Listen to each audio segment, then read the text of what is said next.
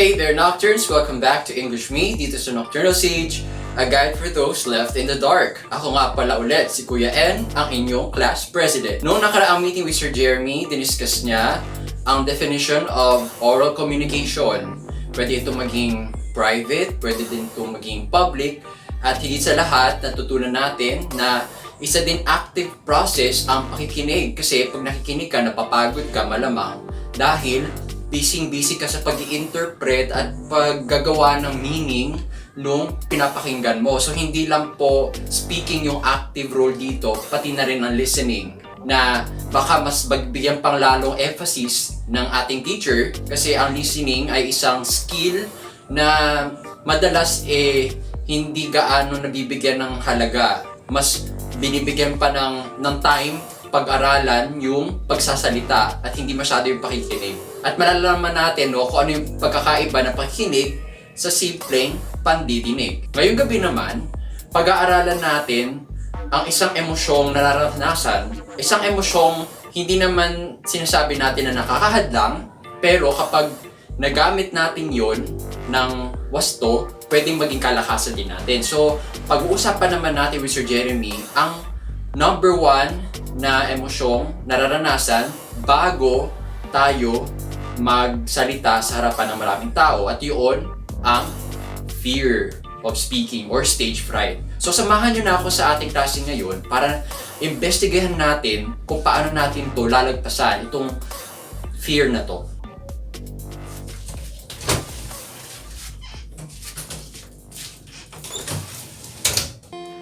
Oh English me, oh English me,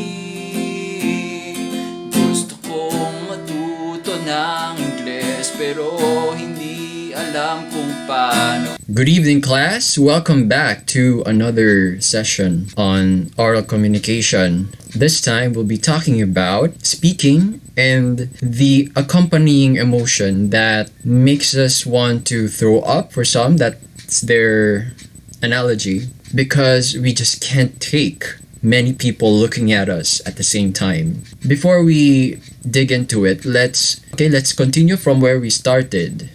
This quote by Seneca, an ancient philosopher: "Speech is the index of man." So when we say index of man, it's something that signifies, something that represents. Where's your index finger? This one, right?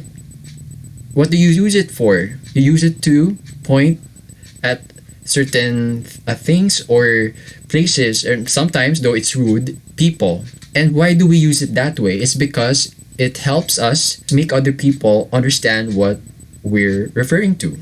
And that is speech. Speech points then to our unique personalities. And it's something that develops throughout one's existence. How can we make other people psychologize us? When we say psychologize, how can we help them describe our behavior? How can we help them understand what we like, what we don't like, what we love, etc.? Through talking, through communication. And also remember that because we have different backgrounds, experiences, we also have different personalities. You are unique, and you see the world through your own personal idiosyncratic way. When we say idiosyncratic, it's the friendly version of saying weird. And it's not bad. Even if we use the word weird, it's not bad to be weird, because no one is exactly alike. You have your own attitudes, beliefs, and values. Remember that. That is why when we speak, we tend to offend some people, even if we don't mean to offend people. The reason behind that is because maybe through the way we communicate, we're reminding them of a part of themselves that they themselves don't like. Let's say you hate people who are straightforward, those who don't sugarcoat their words, those who are direct to the point. You hate them because they remind you probably that you're living a lie. Maybe you yourself don't really say what you mean, and you kind of envy people who are able to do that. That's just one example why when we speak, we have the risk of coming across as offensive, and it's okay too. It's not really our fault if people feel bad about what we say or how we say it, as long as it's not really our intent to put someone down or destroy his or her self-esteem. If our intent is to make progress, build other people up, it doesn't necessarily matter how they will accept that because it's their choice. Again, we have our own perception of the world. In speaking, we have to attain the ability to reconcile our world and that of others. Let us first seek to understand, then to be understood.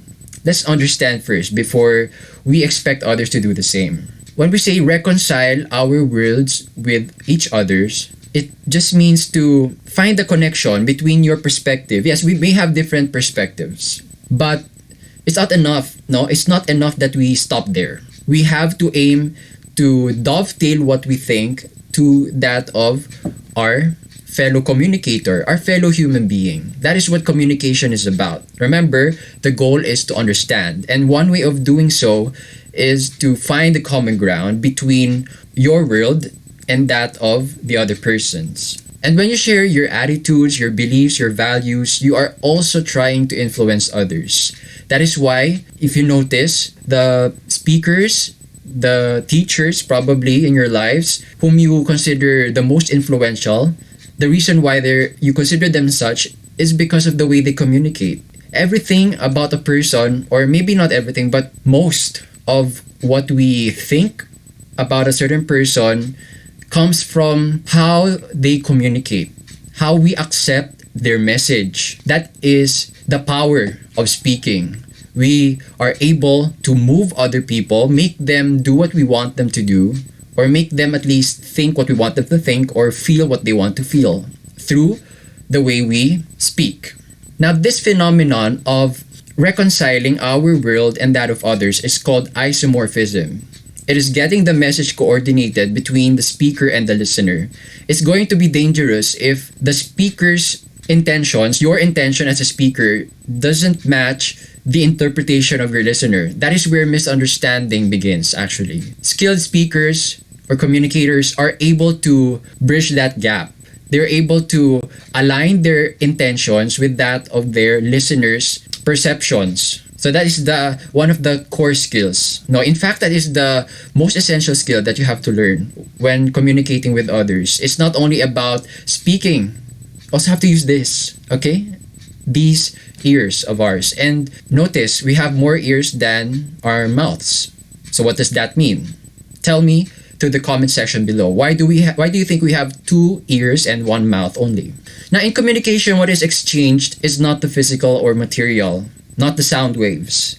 The material here is meaning. If we're the speaker, that is what we're collaboratively creating with the listener. We are actually at the mercy of the listener when it comes to interpretation because it's up to them if they want to take what we say positively, negatively, or have a neutral stance about what we say. Now, that is beyond our control, but what we can control, again, is the isomorphism.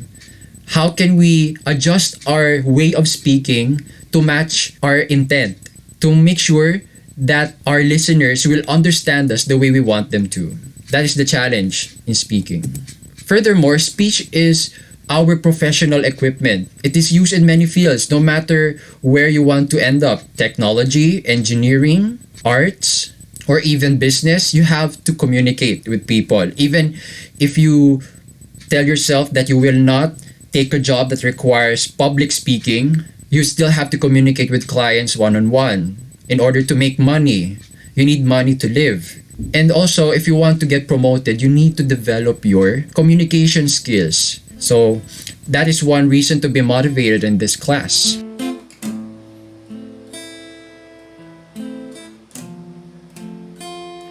Oh, English me, oh, English me. Gusto kong matuto ng Ingles pero hindi alam kung paano. Sino ang magtuturo? Gusto kong matuto na talaga. Oh, English me.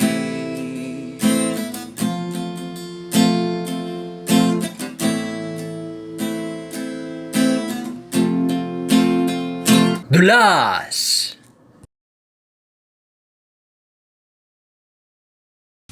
Wow, cool. So you work in that five-star world-class company.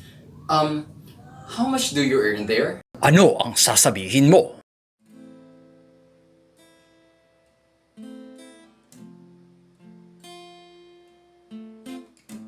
Wow, that's great. You work in that world-class company. Now, I'm just curious. Considering your status now, no? You told me that you've been working there for 10 years and you've got promoted to a higher position. Now, I just want to know, because I'm also exploring the possibilities of my own career growth. In your current state, 10 years and then middle manager, what is the, like, if you can provide me an estimate, what is the salary range for that kind of status? Kung nagustuhan ninyo ang episode na ito, pakilike naman dyan sa baba. Tapos kung may mga questions kayo or suggestions kung paano i-improve yung delivery ng lesson, mag-comment na lang din kayo at i-share nyo naman ang video na to o kaya yung buong playlist sa mga alam nyo nagtitake ng oral communication ngayong taon. Alam nyo naman na kanya-kanya ng diskarte sa paghahanap ng mga reliable reference materials at kasama na dyan sa pagiging reliable ang nocturnal sage kung kumbisido kayo at naniniwala kayo. At kung nangangailangan kayo ng support group, yung gusto nyo na may kausap kayo online na kaparehas ninyo mag-isip kasi may mga conversation tayo na hindi natin basta-basta mauungkad sa ating family and friends dahil iba yung concerns nila at tayo may mga nais pag-usapan at hindi lang natin ma-open sa kanila kasi tayo lang yung nakaka-relate doon. Pero kapag nag-nocturne space ka, yung link nasa baba, pag pumasok ka sa nocturne space, may mga makikilala ka na maaring maging ka-vibes mo at maging friends mo dahil parehas kayo ng concerns at interest. Yun. At higit sa lahat, mag-subscribe at itap yung notification bell para hindi kayo mahuli sa anumang updates namin. New episodes every Tuesday at 8 p.m. Salamat sa panonood. Ako si Kuya N. Kita-kits sa susunod na episode ng English Me dito sa Nocturnal Sage, a guide for those left in the dark.